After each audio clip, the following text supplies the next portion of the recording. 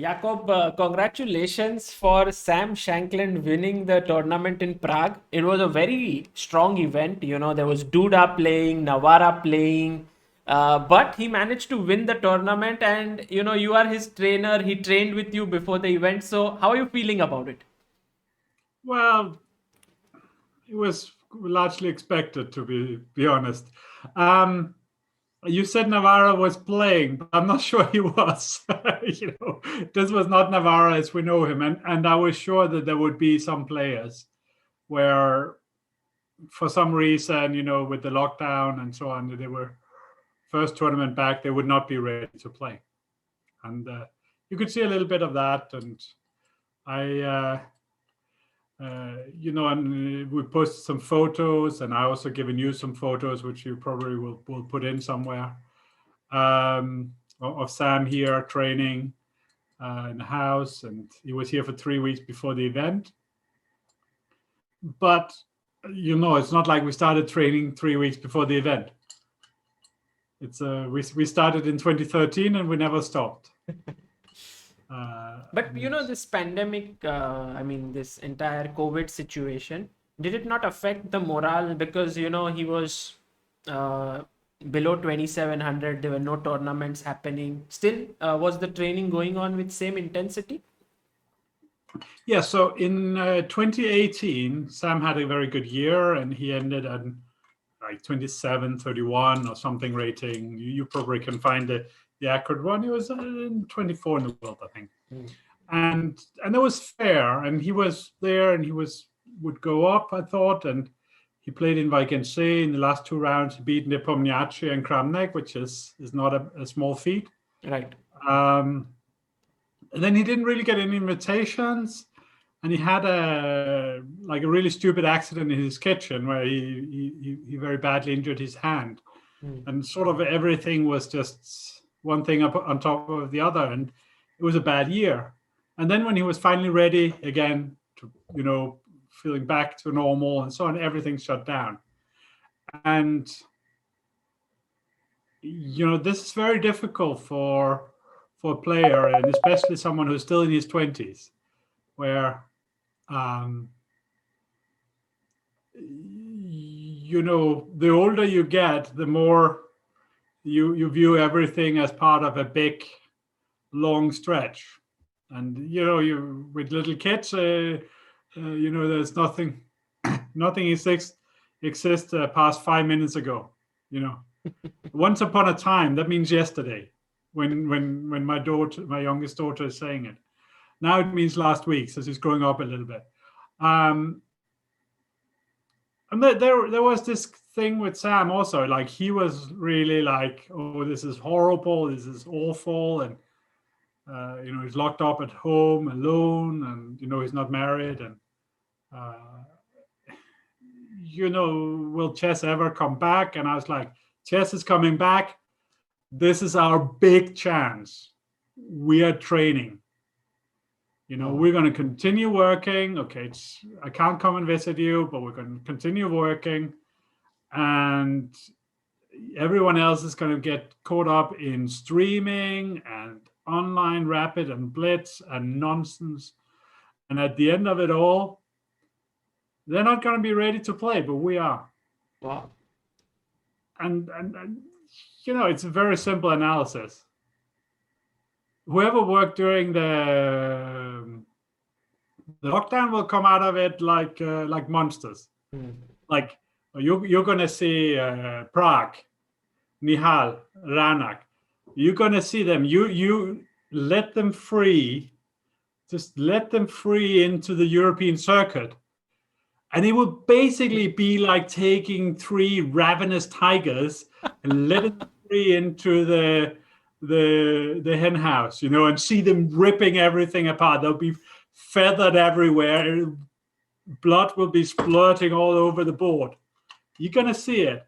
It's going to happen. We have one of our students in Killer Chess Training, Shah. He went to Belgrade, and we played with him online and stuff. We know he's a good player.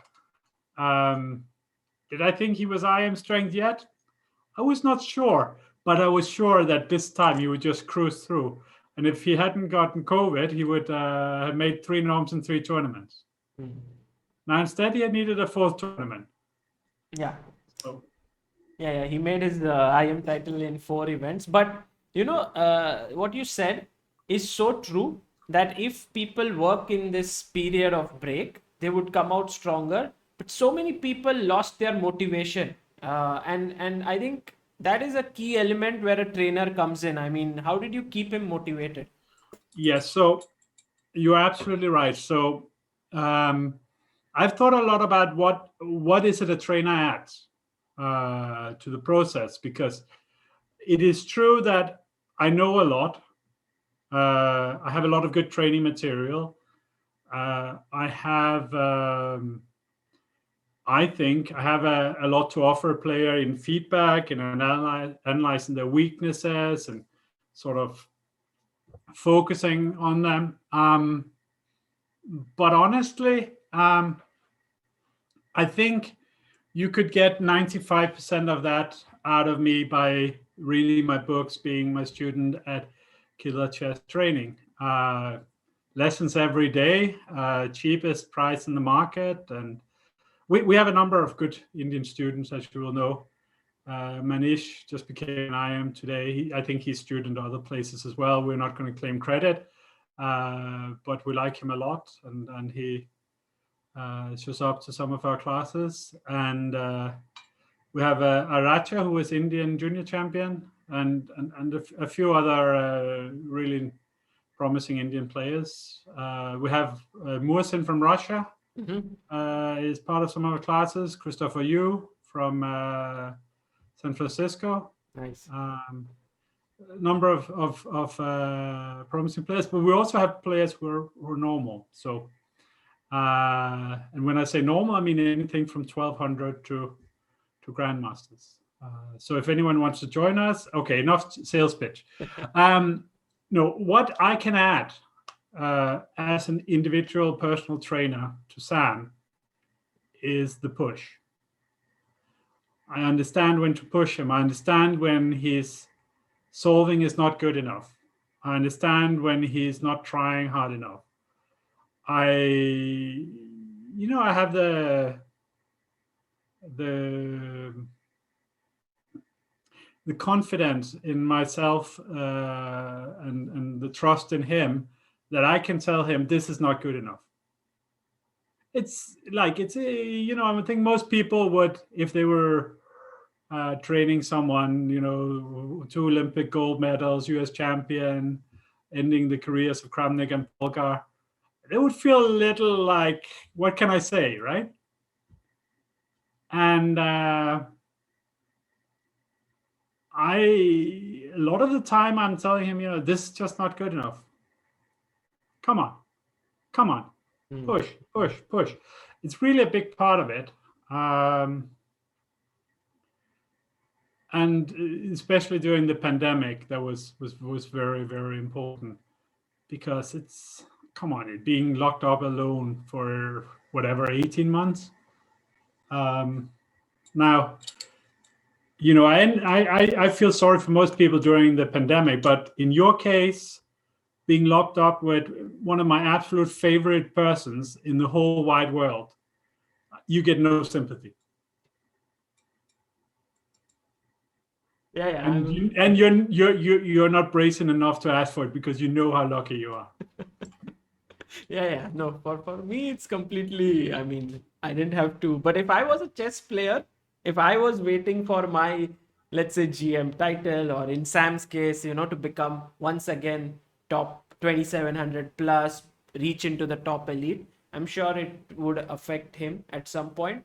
But just to ask you, how strong would he be now? He's back into 2700. Do you think he's like really improved and a top 10 in the world or something of that sort, his quality?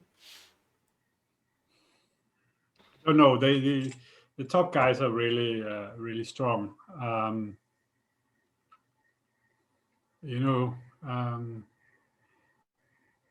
Every strong player has a weakness. somewhere, except for Magnus. His only weakness is probably that sometimes he's a bit lazy and can't be bothered because it comes so easy.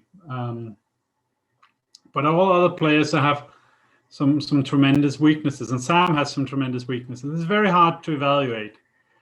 I think that there's always a lot to learn. We never stop learning, and sort of recurring theme of the training sessions was Sam saying, "Wow, that's difficult. Wow, that's difficult." Okay. We actually recorded a few videos while we were while he was here for training. We have a YouTube channel. Did you know we had a YouTube channel? You mean killer chess training or Yes. I Oh, think you did not know we had one. no, Nobody knows know, we have it. I know. I've seen you doing some sessions. I know that sometimes. I don't believe you because Yeah, we have no views at all. So, no, Okay. so you can go there. We solved a few positions where we solved them individually, and then we went and compared analysis. And yeah, we didn't do very well. So, and you can see there, and also I do this like position of the week,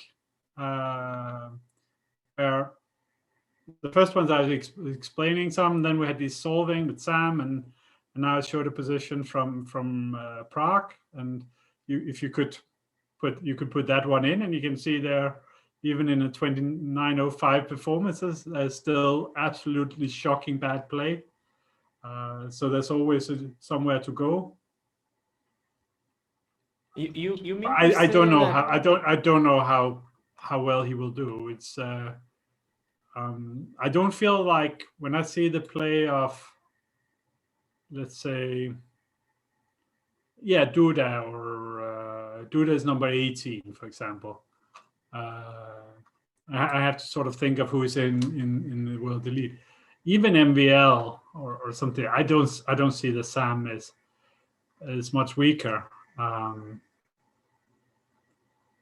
But an MVL was second in the candidates. So if Sam gets the chances, then probably. But he's not, 18 years old, and he won't get invited everywhere because he's a fresh young face. Right. And there's so many players now with the American flag. Of course, most of them are not American, but there are many players with the American flag. So it'll be hard for him to get invitations. So he will really have to earn his way up. But I think if he gets the chances, then hopefully, the career goal is to qualify for the candidates one day. Amazing. Maybe. Yeah. That would be wonderful.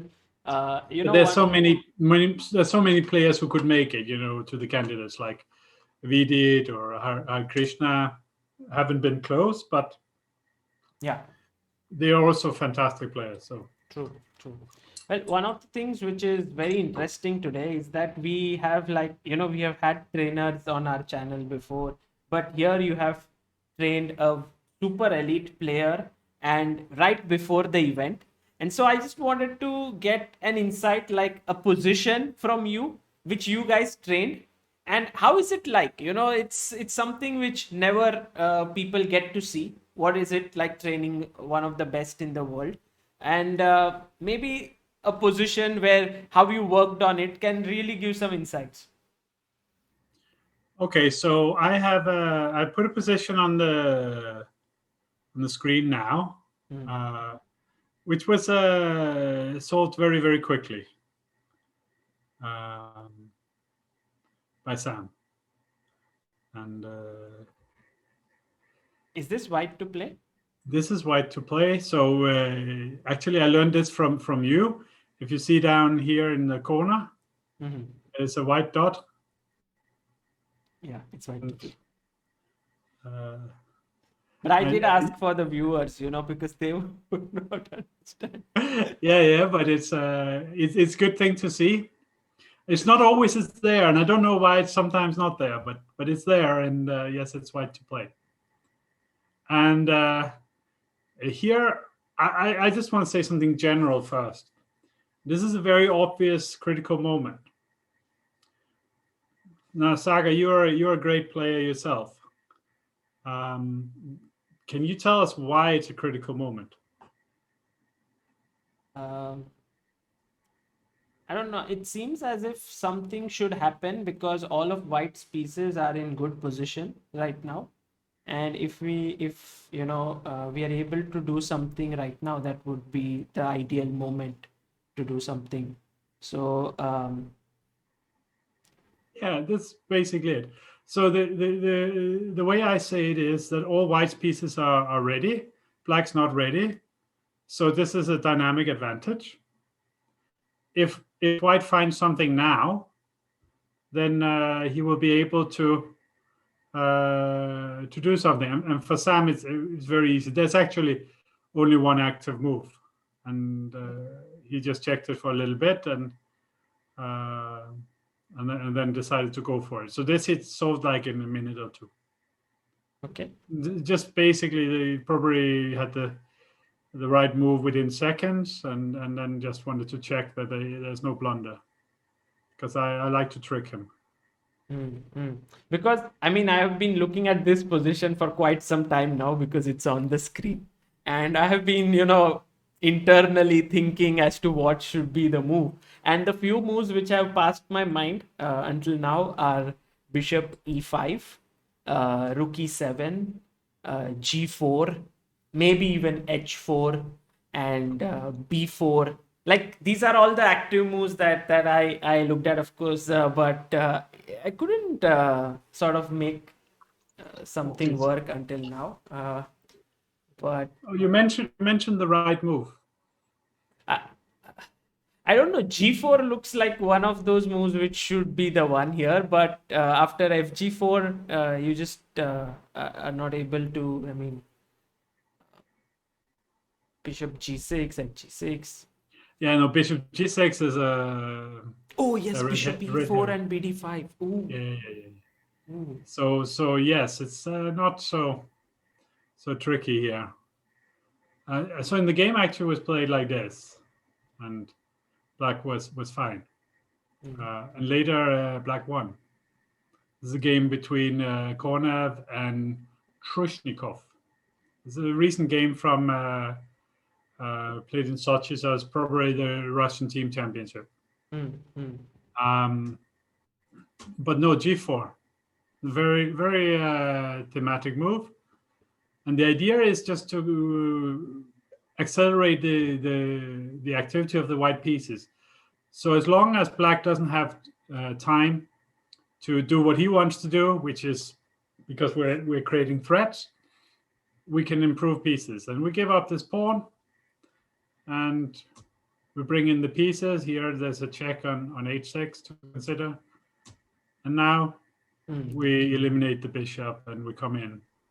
And the difference with this bishop and d5 is tremendous. And okay, my analysis actually stopped here. So this was an exercise Sam solved pretty quickly. I should by the way say that these exercises, the fact that I'm now showing you, will mean that I'm taking them out of the file for future homework club for Killer Chess Training. There is no difference between the training we're offering at Killer Chess Training in homework club and the training of Sam Shankland for playing top events. There is it's the same material. The exception here is because I'm now showing it to you, and you will publish it and we will tell our students it's there. It doesn't make sense giving it to them as homework anymore. But do you mean to say that a player who is around 2700 and a player who is around 2300 both can improve with the same material? Yes. But how? Why not?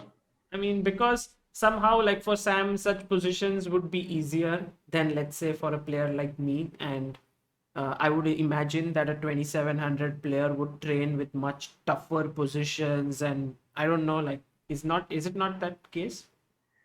No. No, let me show you. Let me find you a different position here. So it's this will be in my Giri file. Let me wait here. So you know I'm a massive fan of Anish Giri. Recently, we did have a discussion on one of our streams where he asked about is there something about him coming up in one of your books? Is this? He asked or what? Yes. No, because you told him, didn't you? No, I didn't tell him. No. You. I think you told him, right? Really? No, I think it didn't started you tell him off at the Olympiad about the name of the article? No, the thing is, maybe back then I don't remember, but it was very recent where we spoke. No, you told him the name of the article. Okay. Okay. Because I actually wrote an article in maybe even 2017. Mm-hmm. And it was meant to be in the book a matter of technique. And the article is called "What is Wrong with Anish Giri?" Mm-hmm. And of course, this is a very playful title because reality is, and this also is in the article, there's not much wrong with Anish Giri. He's fantastic. So there's all these jokes about the draws. But Anish is clearly the most interesting player of modern time. You know, it's like, but he doesn't win his games. Most of the game he doesn't win. This is the main mistake with him. He's an amazing player. He's incredibly creative. He's a fighter. He has a fantastic attitude. He defends like a tiger is defending her cubs, but he doesn't win all his good positions. So this is sort of the main thing. That's what's wrong with Anish Giri. He doesn't win his winning position. And you know, I think he could benefit a lot. He already will have work with my book. So it's but he could benefit a lot from working more on calculation and less on openings. But I think also he just enjoys working on openings, and every top player has a weakness. So here we have this, you know, this game, of course. Yeah, I think I tested Vidit with a similar position. I don't know. Yeah, you tested Vidit, I tested Sam with a bit later in the game when Black could have made the draw. And you wrote a beautiful article on it, and it's almost identical to what I wrote in for Chess Life. And I compared, and I saw you had one variation I didn't have, and I had one you didn't have, or something like this. So I upgraded my line. But here, this is actually the real moment of the game. He played this b4, a takes b4, and rook c4, and it looked quite nice. But then Black had this fantastic draw, and Sam found it in about 3-4 minutes. No, it's not. It was not easy to find this. Well, no, it was not so hard because Black does what Wang Hao does. It's like just sit and wait for white coming. Then it's no chance. So you have to play active, and then there was like only one active move, But this position is actually the interesting one. So here I will leave you for a moment. Here you probably don't remember this one. It's not a highlight. But for me, it's like a personal highlight of this game. It's the most interesting position. White to move here. White to play, yes.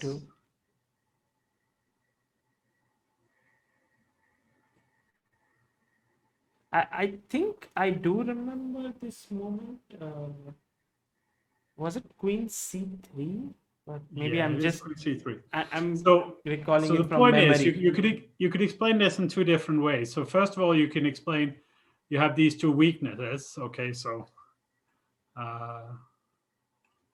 we can see here. Okay, we get the inspiration. Put the queen on c7. So that's one way. This is sort of a political, no, not political, positional analysis. Sorry, I'm just struggling a little bit with sleep. We have a new puppy. So If anybody wants to see a puppy, Lucy Golden Queen on Instagram. So you could think like this and then make the connection and so on. But it's also just simple candidate moves. Yeah. If you look here seriously for various options, Anish Giri sees queen c3 within 10, 15 seconds if he looks for it. Right. And this is sort of what I think a little bit is wrong with him. He has the most amazing technique. His way of organizing the pieces is just sublime. You know, his ability to make these simple decisions where you get the pieces to harmonize together and so on. He's just like clockwork. It's just so fantastic. But these kind of things where it's something little different. He was talking here queen c3 wins the game in one move. I'm going to ask you kind of a clickbait question here. Do you think so? It's like if you're 27, whatever, 80 or 2800 as Giri was, and also will have the strength at times. You still need to train this stuff. Yeah. But you cannot tell me that this is not useful for 1800 player. No, of course. I mean, this. If you tell that there is something existing here, then I'm sure it would be useful for everyone. But I guess during the game, it's easy. Maybe no, but see, this is a nonsense argument. Sorry for being a little rude here, but you should always look in every position and see what your options are. It's the idea that somehow you shouldn't be thinking because it's during the game, which is essentially what you said. no, the thing is that every move, like a game is filled with like 60, 70 moves, and you might think really deeply on certain moves. You can't do it on every move. You don't have to think deeply to check for what are my options. This is if you train this is 5-10 seconds, maybe 20. Isn't this what you wrote about your definition of calculation? Like it's the art of looking. I mean, you're not looking in deep enough if you don't find it. Yes, something like that. Yeah, it's not about deep. When we say deep, then people understand lots of moves ahead. This is not actually the point. It's more about seeing the options. So my definition of calculation, because calculation is sort of a word which is out there, but nobody knows what it means. Like if you ask, when we did the tour together, we many times asked people, what is calculation?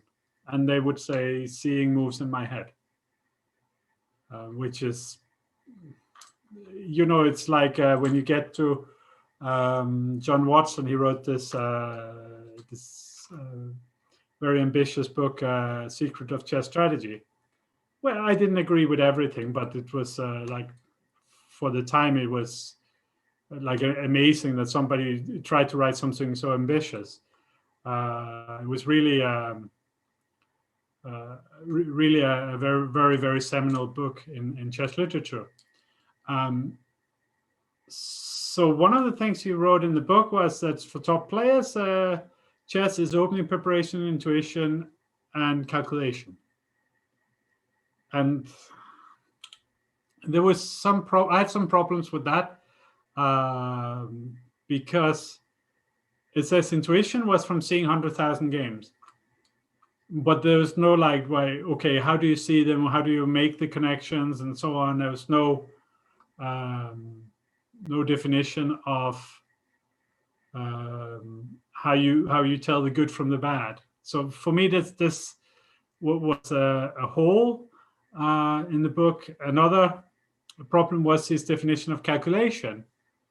Because when push comes to shove, for him, calculation meant thinking, which we don't need to call that calculation because we already have a word for that. So I was thinking about actually, really, this book was incredibly important for my career and so on, because it made me think about a lot of things. And what also, was that book called? Secrets of Modern Chess Strategy. Yeah. It's like one of the most important chess books of all time. And it also made me think about why are there not so many rules since whatever we have the 20s and 30s. It's not. He had this idea of rule independence, and it's an argument. I'm probably on the other side of it a little bit, and that's a discussion for another day. But for me, it really made me think about what is calculation, and I came up with the understanding of my definition being calculation is the act of finding the things you don't automatically see. Because intuition is the things you see immediately. It's the pattern recognition, whether it's positional or tactical. Like we have Anand is a fantastic intuitive player. He just sees all these variations. He doesn't find them, he sees them. He also finds variation and so on, and he has many qualities, and we all know how great he is. But he has this great intuition, this great feeling for the game, and Giri also has a great feeling, but sometimes that's not enough. And for any player to not make intuitive decisions and really working and finding the additional things, this is really where the difference comes out between the top players, in my opinion, a lot of the time. And that's what we're working at. Again and again and again. Let me show you another position if you want. Yes, very much. So you can ask some questions, and people can think about this one. If I remember correctly, Sam did not solve this one. Okay. So this one is white to play. I have one question here. This is white to play. It's one of these endless internet rapid tournaments. And white was Le Quang Liem from Vietnam, and black was Hikaru Nakamura from the United States. Okay. Yes, ask away. Yeah, so while people are thinking, my question is, when we see these games of top players, we see them that they at some point do miss calculations in every game, because I commentate regularly and I use an engine often to commentate. I see that there's a critical moment where they could have chosen a better move and they cannot find it, and then the game turns, and it happens so often. Yet the top players train a lot on their openings, and I don't know if they spend time on calculation, but I believe they spend lesser time on it than their calculation. On opening more than their calculation. Why would that be the case? What explains that? Okay, so first of all, you could argue that sometimes there's there is a little bit of laziness happening. Now, when I say that, it's with the utmost respect. I'm not calling Giri or Kawana or Carlsen or something. I'm not calling them lazy in the same way that a student can be lazy. But everyone has things that they are more comfortable doing, and things they're less comfortable doing, and things that are easy to do and things that are difficult to do. And it's very easy to do, like Giri in some of his YouTube videos. He has this sign in the background, which I think is from his sister-in-law or something. Do more of what you like. That's very easy to do. And you know what we like? We like the things that come easily to us, the things we're good at. I'm really good at watching TV. And you know what I'm also? I'm overweight. There is definitely a correlation there. I'm not very good at lifting weights or running on the treadmill or swimming in the pool and so on. And it's embarrassing to let other people watch it, but still I go to the gym and I let everyone who's there see it. I know that getting there at 2:00 in the afternoon means it's totally empty, but the point is the same. I do the things I don't want to do, because the reason I don't want to do them is because they're difficult. And the reason why they're difficult is because I'm not good at it. And if I want to be better than others, I have to not have huge glaring weaknesses in what I do. And in the case of my physique, I just want to live a long life. And you don't live a long life on chocolate and pizza. So it's about finding the competitive edge. So if we look at the games of Alekseenko in the candidates, and we can bring up an example after this position here. But if we look at that, we saw a player who had an absolute top class second with him for the event. I don't know if it's commonly known, but it's a friend of mine who was his second, and he's been second in world championship matches and stuff like that. So if it's commonly known, you can put the name up. If you don't know, then probably people don't know. It could be Motile or Potkin, perhaps. I'm not going to say anything, Yeah. but anyway, I'm not sure. It's not. I can tell you it's not Potkin, because Potkin is the trainer of Nepomniachtchi. Yeah. So correct. Yeah, Potkin works. But anyway, yeah, big famous Russian name, yeah. Right. But still, he got caught in the opening twice in the second half, against Nepomniachtchi and against MVL. True. And it just looked bad. And I get these messages from Sam. It's like, what? He didn't know this? He didn't know this? And it's like, I didn't know this. Of course I didn't, because I didn't do all the work in these openings. And you see that a lot of the 26 to 2700 guys, either their openings are pretty shaky, or there's something else in their game that makes it clear why they are this rating. So I trained many, like really many guys now, between 2550 and 2700, and I often find it shocking the kind of flaws I see in their game, like really shocking, because I'm like a normal grandmaster. I'm just below 2500. I was at some point I was playing consistently 2600, but not for long enough to get the rating. And then I had children, and that was the end of that.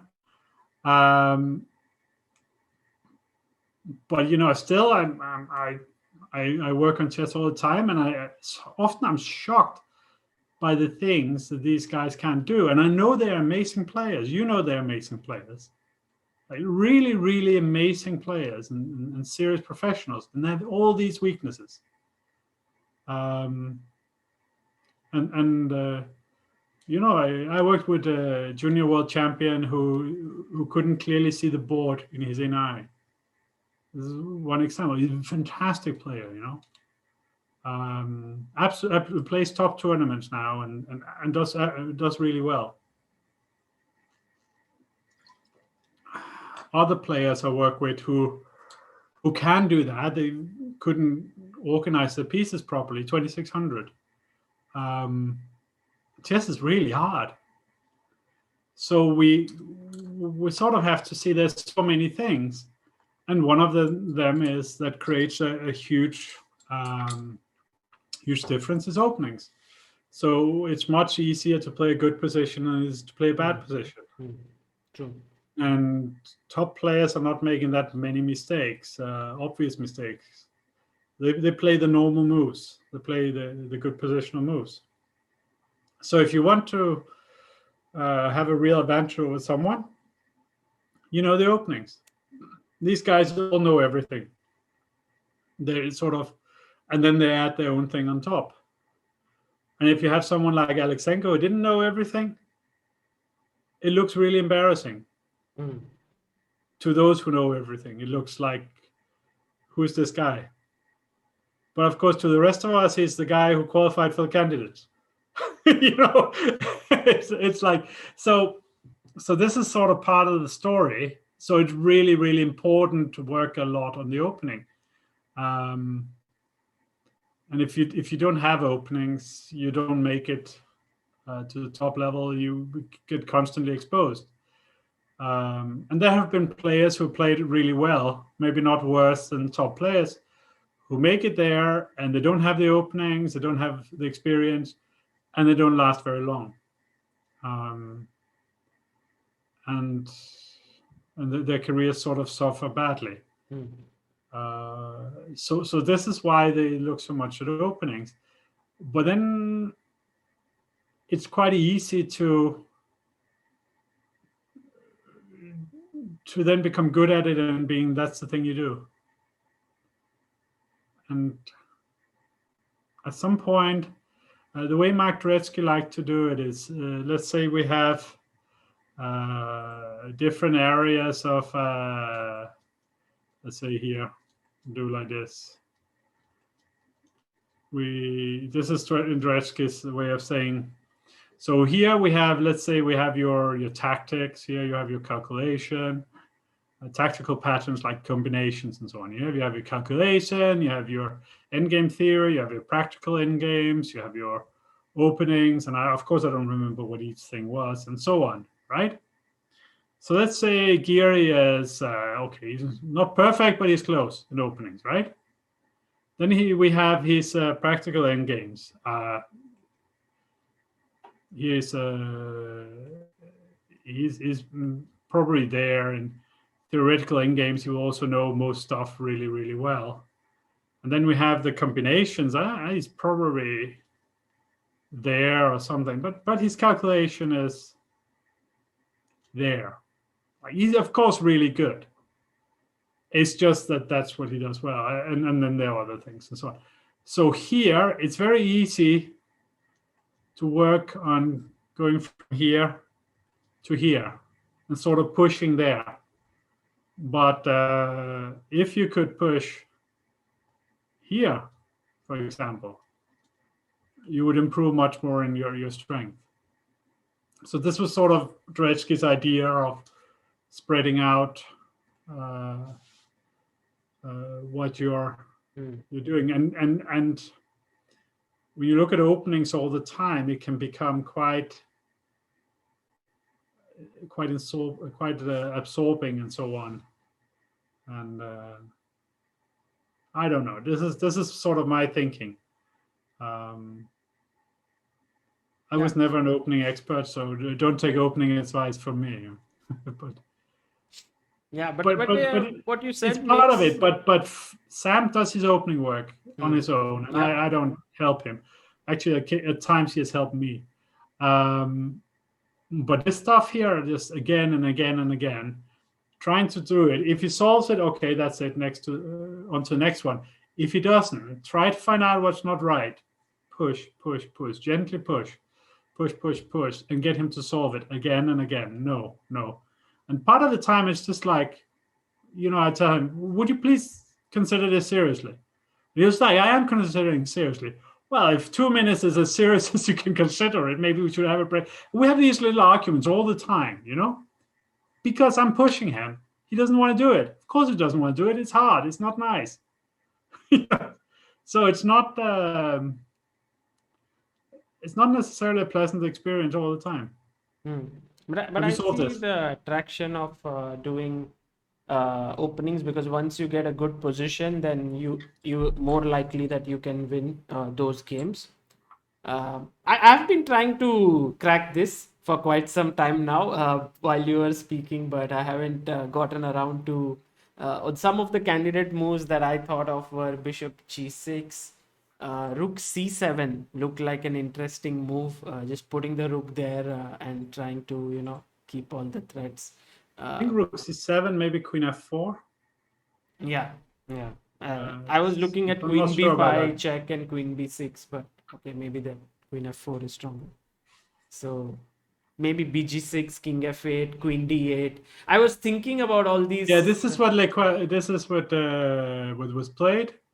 This was the game, and here bishop f5 and queen f8, and Now, okay, here it could go many ways. So let's just see how the game went. So check here.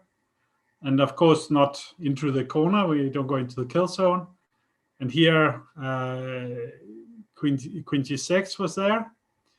But here the point is we can take with the king. And actually, the whole thing has gone wrong. Yeah. And actually, I think this was the mistake Sam made. He missed king takes. But okay, so the game went here.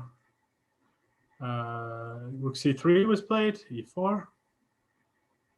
And here white has enough compensation still. But it's just here, probably here, you should play like this, and we have compensation, but no more. And it becomes a draw. Instead here, white lost the threat. And okay, these online games are good for finding exercises, but they're not good for evaluating how well the players are playing, because you get these disintegrations and so on. So this is just habit. I can't help saving all the time. I told myself so many times. Yeah, the solution is check is right, and king f8, and then just check here. It's very important. Queen f5. Huh? I was thinking queen f6, but it didn't go. Okay. King has to run away, or it's gonna be in real trouble. And then check, and king d6, and then bishop f5, the quiet move. And one of the points is knight f8 is not here in this setup because we take it. It's actually done, yeah. Like this is over. Check, and it doesn't make much difference here, and now we have a winning attack. Very nice. And there's still many moves to play, but it will be in the end it will be enough. Yeah, beautiful. I mean, this is a core calculation. Yeah, like This is calculation. So there's no combination in it here. It's not like over somewhere on the back of my study table, I have the chess informant encyclopedia of chess combination, which for sure we should get for our shop. You know, we should have that in Chess Base India or Quasi Chess India, or what we call it, shop. It's really an important book, but it's combinations, and combinations are fine.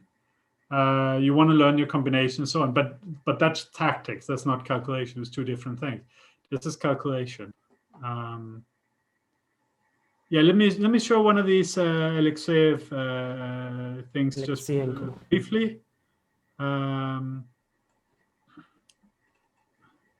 So the thing is, he was somewhere online. They accused him of cheating because there's still this belief that all Russians somehow,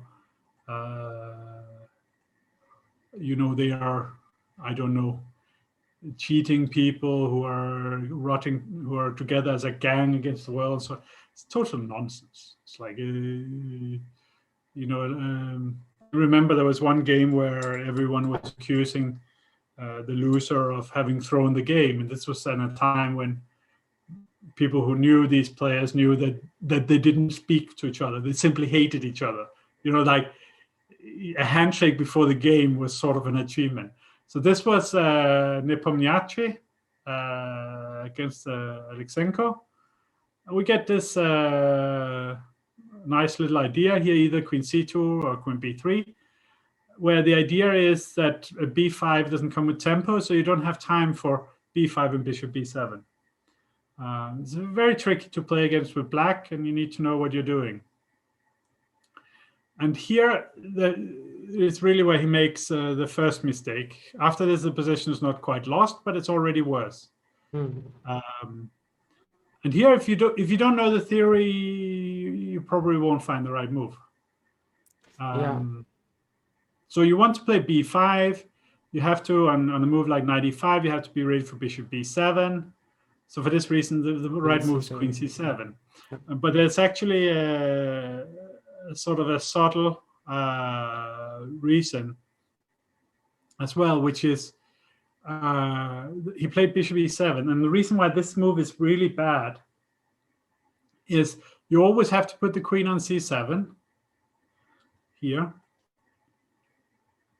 And white will, let me just make it my preferred colors, which is red, the opponent's idea, will always play d4 and bishop f4.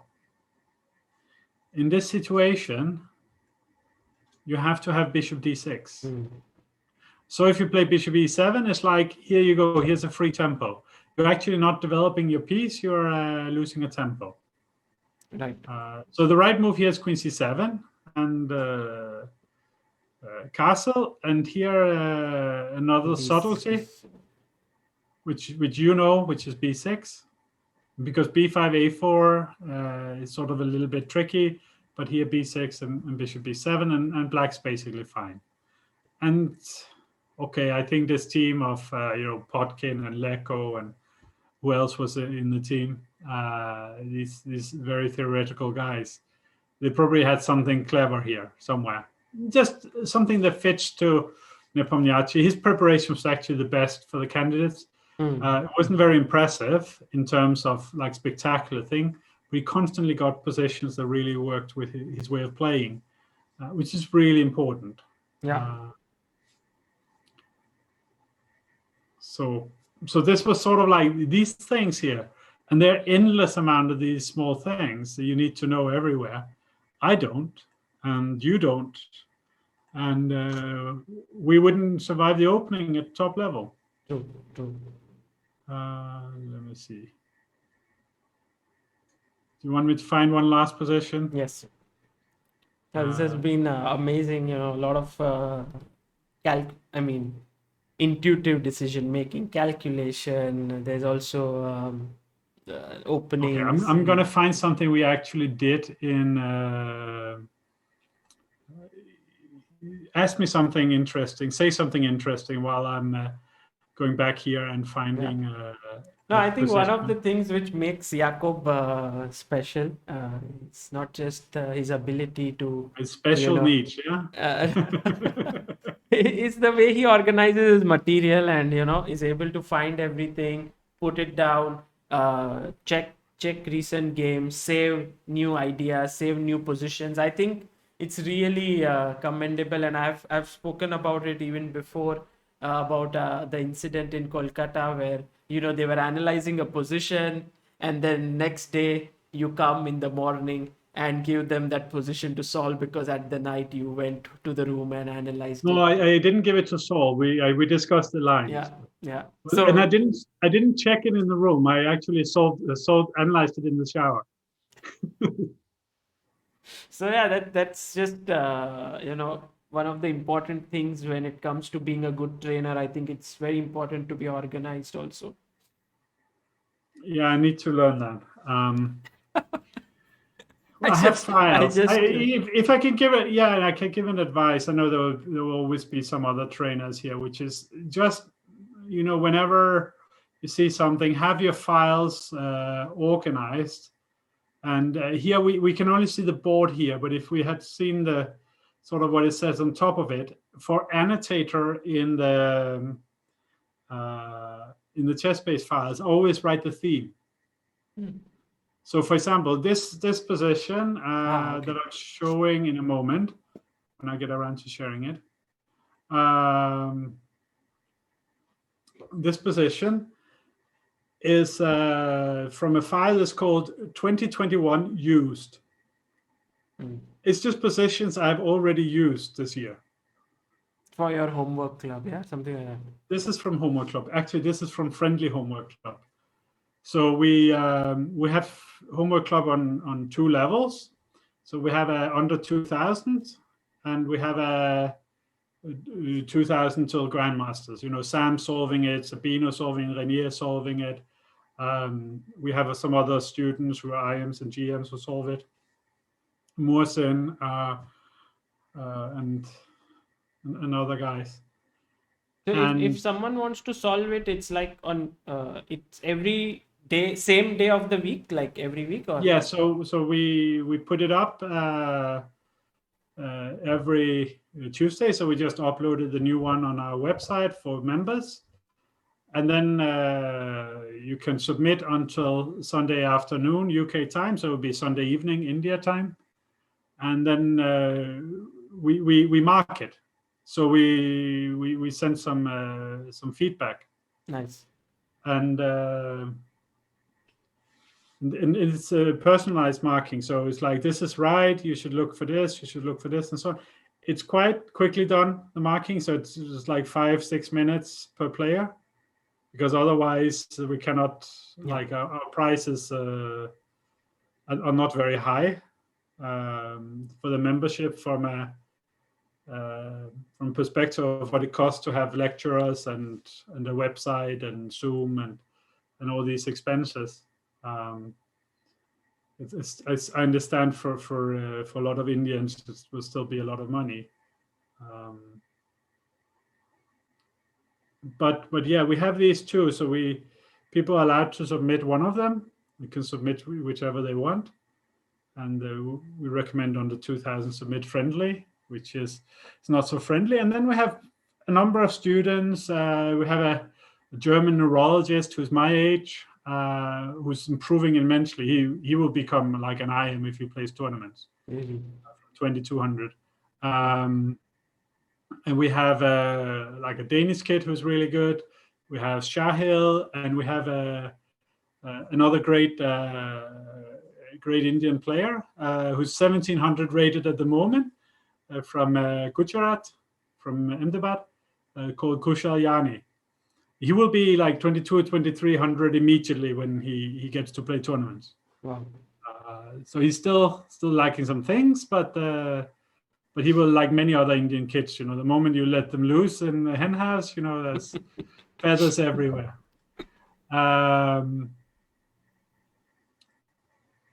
So these kids and this doctor, they actually solve both homeworks and they show up for the solution for both, but they only submit one.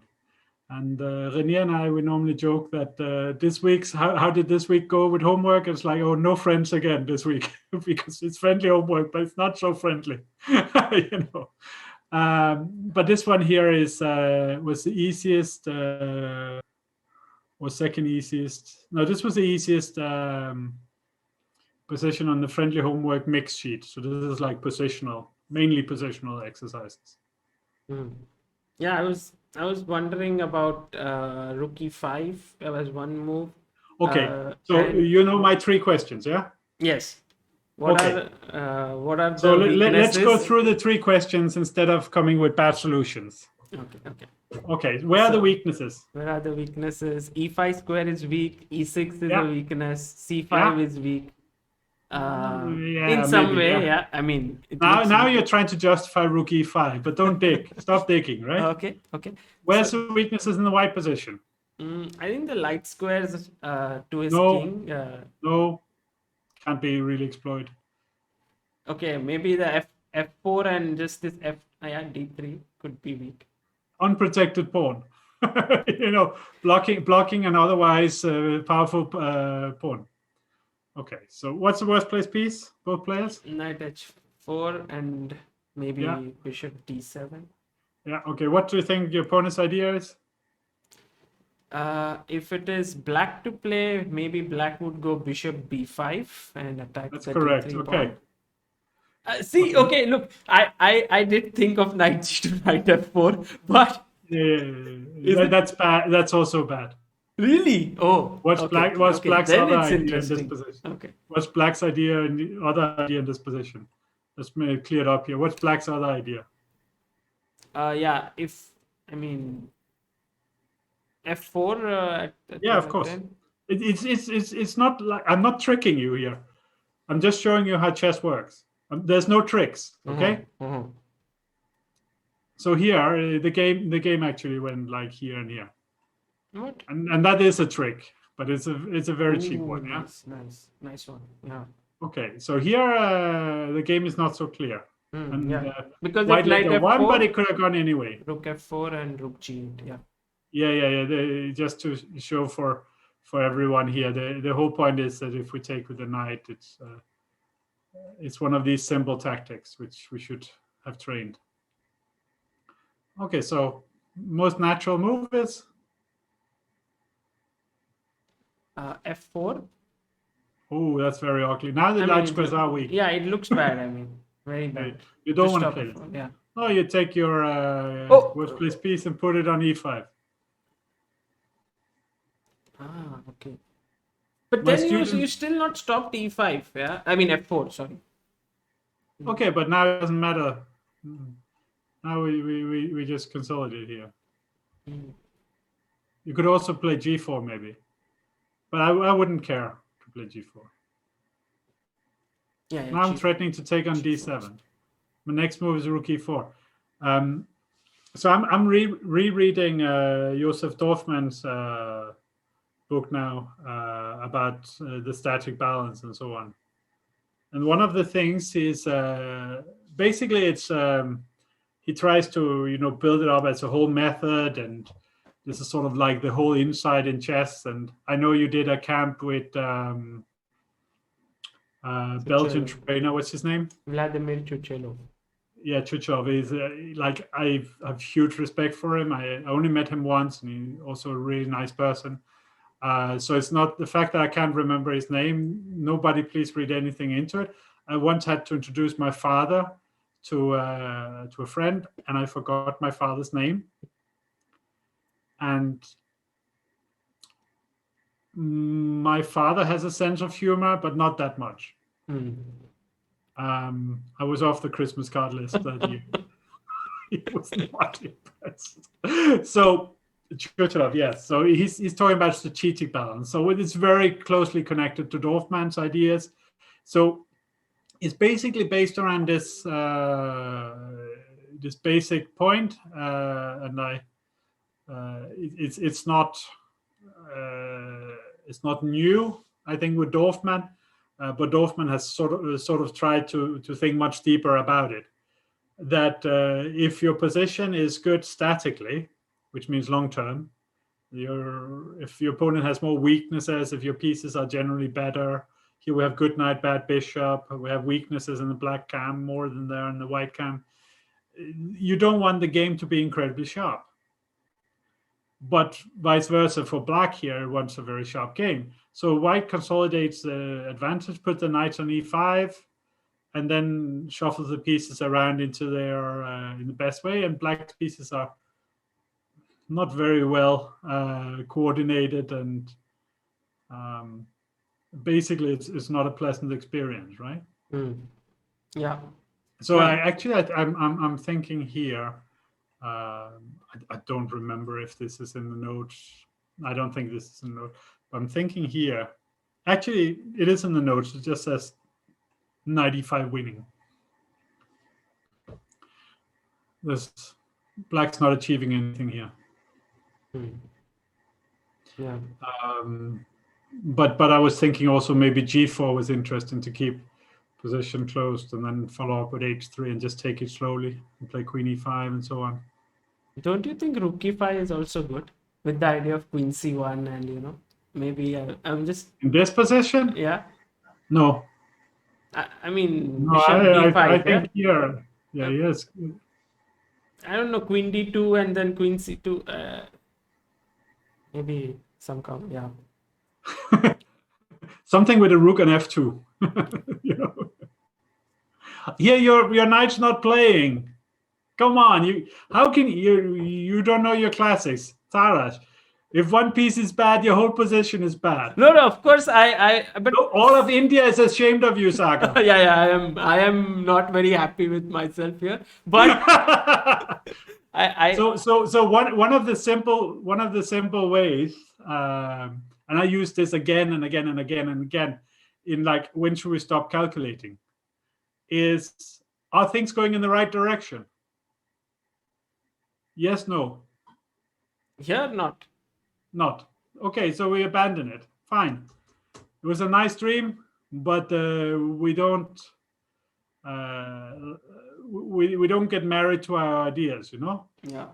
It's just a little bit. We look at them and just a bit of flirting. Yeah, I know in India somehow you get married before you meet each other sometimes, but but I don't think this is the best way for choosing chess moves. And then we see the options and then we choose the best one rather than sort of getting fixed on what we saw first, which is a very common problem. Very, very common problem. I have one more position for you. Okay. I'll let's crack make it the this last one here. Yeah. Otherwise, we probably make a personal best in duration of an streaming. interview. Yeah? The longest ever stream and most boring. Okay, this most is boring ChessBase India stream ever. This is black to play. Okay. This is black to play. Okay. Now, this three exercise, questions. Yeah. This exercise Sam got wrong. Okay. I don't think we have to do the 3 questions here because it's sort of like obvious that we should do something with black here. But what?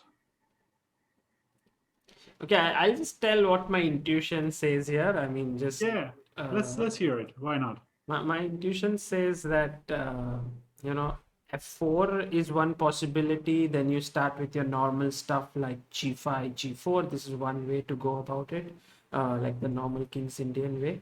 What do you think about that? Do you think it's good or bad? Yeah, it seems like a typical way to play. Unless I don't find something better than that, I would keep it as something that I can go back to. Okay, let me explain this in a very simple way.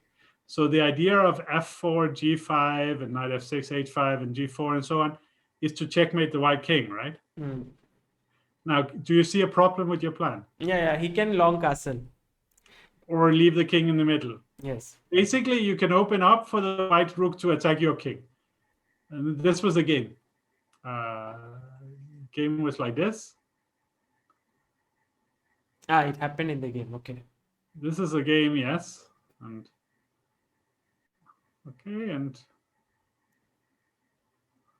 yeah, somehow he can't get essentially g4. It's not happening on the king side, yeah. And suddenly there was a trick. Okay, white was a much stronger player. Yeah, was a stronger player. This is a little insight I can give also for trainers, which is generally you should find games by players who are a few hundred rating points higher than your students. Okay. So for our killer homework, I'm generally choosing from high level games. Ideally, players between 26 and 2700. You get more interesting games. You don't get all these queen e4, queen d4, queen e4, queen d4 draws. Like it's embarrassing, guys. Come on, stop it. But you get these really great fighting games of very different character. So here, what's your other intuitive? My other intuitive move is knight f4. To play knight f4, ef4, bishop f4. And then there are ideas of taking on c3 when he has to take with maybe insert fe4 or first take on c3. Then if queen c3, you have fe4 attacking d3 and f4, but there is bishop h6 in between, so I have to be careful. But let's say if I start with fe4 first, but then he can take with the knight. But what I essentially wanted to, if I can get it, is to go bishop. If you take here, not this position, right? No, not here. No. I think this could confuse someone. Yeah. So knight f4 is very natural, and knight f4, e4, bishop f4. And now if I take actually here, probably white should consider this more seriously. But okay. But let's say we take f4. Yeah. And then yes. Okay, bishop c3. Because if fe4, bishop h6, there is the queen h4 check. Okay, so now bc3. But here you have long-term problems on the dark squares. Okay. I like the position somehow after fe4, but maybe it's not the best. Yeah, something like this here. But if you take an e4 here, okay. take the knight. Yes. So here you can consider knight c5.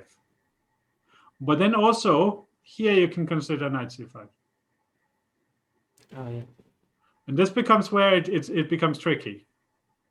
Of course, by nature of it, a lot of members of the academy, they solved it by just not understanding what the real problems were. This happens. So they made the right choice, and they didn't understand that here there was a choice, because there's something here that's quite counterintuitive, and I'll explain this. So the right move is knight f4. So take, and then knight c5, bringing in the pieces. Okay. And this is sort of threatening take on e4, d3 and e4. It also threatens knight b3. So the move here is very obvious. It's bishop c2. And then take on e4. Now, if we take with the knight now, we take here. We can see a huge difference of the bishop having moved. Right. And it's equal. And this is actually the right choice for white, because after he takes with the pawn, then comes check, and queen h5. And the position is just very open, very uncomfortable. There's all kind of tricks coming. And bishop h3 is coming, g5 is coming with exchanging rooks, and it's just very dangerous position for white, even though he has the extra pawn, but the bishop on g7 is very strong. Right. So this is the solution. It's all very intuitive. And this is also a friendly one. But for Sam, it wasn't so obvious, because he wanted to go knight c5 first. So the idea here is, here he wants to go here. Same idea, right? What was not obvious was here. What I learned when I was a child was, let's say we go here and here. In this position, this is old knowledge. Here in this position, white would never take on c5. He would play bishop c2. But if black plays f4, then we take. Because now the bishop here is bad. In a way, it wasn't when the pawn was on f5. And the black pieces could play on the dark squares. So this is traditional wisdom, right? But if you check with the engine, it will tell you that here white is just massively better. It is not intuitive for me. But is it one of those typical King's Indian positions which the engine says is better, but it's not very easy for humans to play? I don't know. It's because here bishop takes c5 does not look the best, because the remaining white pieces somehow are not very active or have natural squares to go to. But white plays king b1, bishop c2, bishop a4, and at some point he will play d6. Oh. And what is black's play? So I'm now, you can sort of see here, I'm going to put on Leela, which for me is sort of the more interesting thing to look at for long term. It's basically the difference between the engines. So you get, probably here I should change the font size. So here maybe people can see. That doesn't look very good, does it? Let's try around here. Yeah, so people can see this. Yeah, wait a second. So one thing you need to know about the evaluations of these engines is that, well, there's a few things to know. Actually, we could do one thing about analyzing with engines one day, if you want to do that. Sure. And then probably you could have make it a series with many people, many smart guys. I can see you playing with the screen. Yeah, I was just trying to get the. Yeah, so the point sort of is, maybe it's easier for you if I put the engine to the side, like this. Yeah. It looks better, yeah. Okay, so sort of the point here, the difference between Leela and Stockfish. So Stockfish actually has tried to be more Leela in the last few versions, and be better at seeing the long-term stuff. and this is the AlphaZero effect. And of course, you can buy the book Game Changer about AlphaZero from the chess-based web store at a very good price if you are in India. And yeah, here you see that this evaluation here, say 0.5. So if it's Stockfish would give this, it would be 1 comparatively. So let's sort of pretty stable. Of course, I don't just look at the evaluation and then decide that that is how it is, and I stop thinking. I use the evaluation to give me suggestions, and then I try to understand things on my own. And Sam and I did that, and we tried various things and tried to see if we could make the position work for black, and we just couldn't. And it was very interesting. So here the engines, as they get more powerful, they take longer to load. But these kind of things where we have exercises where you can see, you see the evaluation here. It's almost a 0.7 difference. It's double basically. But the most important thing is the position is probably winning, or close to strategically winning. And that with the pawn still on f5. And for me, this was a surprise. Yes. And this is like when I work with engine a lot because I try to understand chess. So for example, my understanding of it would be that if we go here, then white is no longer better, which turns out to entirely be the case. Yes. So this is here the king. It's quite funny. We have this bishop on g7 pointing in this diagonal. But in reality is that, and this for me was not obvious, that with the king on the queen side, white is much better, but with the king on the king side, he's worse. So this was not obvious for me. And at this point, it's harder and harder to argue with engines because they keep on being right. But trying to understand what it is and how things work, that's part of it. I mean, a human way to think here is that black would go knight f6, knight e8, knight d6, but it seems too slow. It's too slow, and we can try to do it, but I think you get opened up very quickly here. We will play here, and then very normal moves, yeah. Okay. And then now take or g4 or something like that. So I don't always go by the top move, especially not when the evaluations are so similar. So here g4 for me is the move. Nice. Yeah, this is great. I mean, I'm sure that a lot of people would not know this, and I mean, would not be aware of this. But isn't it like once you know it, you add it to your understanding of chess kind of expands there? It always expands. So this is, you probably remember the name of my last book, Thinking Inside the Box. Yes. Since you had to wear the t-shirt for a month. And also my picture is in there, so I will never forget it. Yeah. Your picture's everywhere. It was one of the most original concepts ever, going on a book tour without a book. Total success. Using the pictures of the book tour inside the book. Yeah. That was the trick. Yeah, we couldn't have done that if I'd finished the book in time. We need to do another book tour. I don't know when. Yes. Maybe probably next year is maybe too early, but maybe the year after, yes. When everything has come down again. Bring the band back together. True. Yeah, so okay, let's click this engine, which the thing is, the moment you turn on the engine, most people turn off their own head, and so it's a tool. It's not an oracle or something like that. But yeah, so understanding how to time things and move orders and all kind of things we're working on, and Sam is a top player, and most of the time I have things I try to sort of achieve with the training, but over time I realized that the pushing, the constant pushing, the just making sure that work happens is probably the main thing.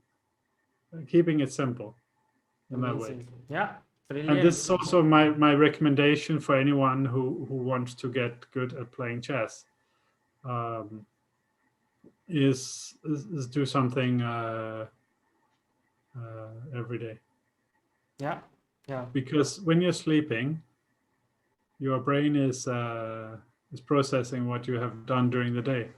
So if you do something every day, then every night you're improving your chess. Very interesting. This is really important.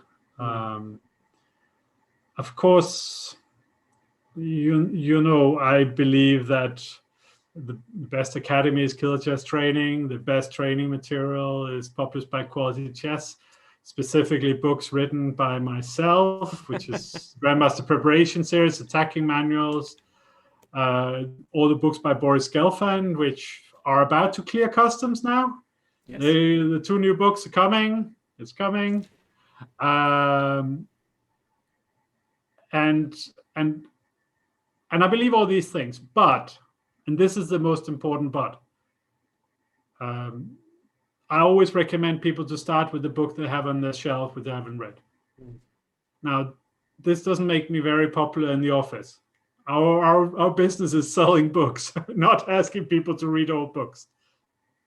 But we also believe that being honest with people is how we build long-term relationships with customers. There is no right way to do training. There can be more effective ways, but reality, if you're not already training a lot, then you just need to get going. Yeah. Get started, guys. Stop watching streamers. And you're saying this on a stream, so. Yes, turn this off. Go do some training. Yeah, guys, go. Sagar, you know I don't do on a TV, right? Sorry? You know I don't do on a TV. Yeah, same here. So.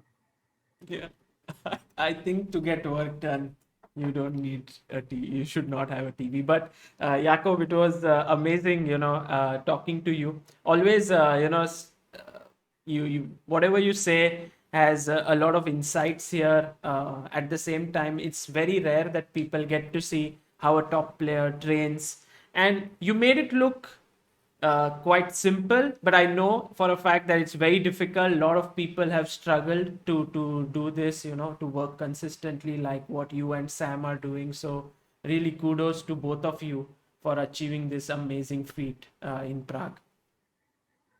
Oh, it's just one little tournament. Come on, let's see what happens the rest of the year. Yeah. World Cup coming up, yes? Yes, World Cup and US Championship, Isle of Man, the tournament's coming. Right. Good luck, Jakob.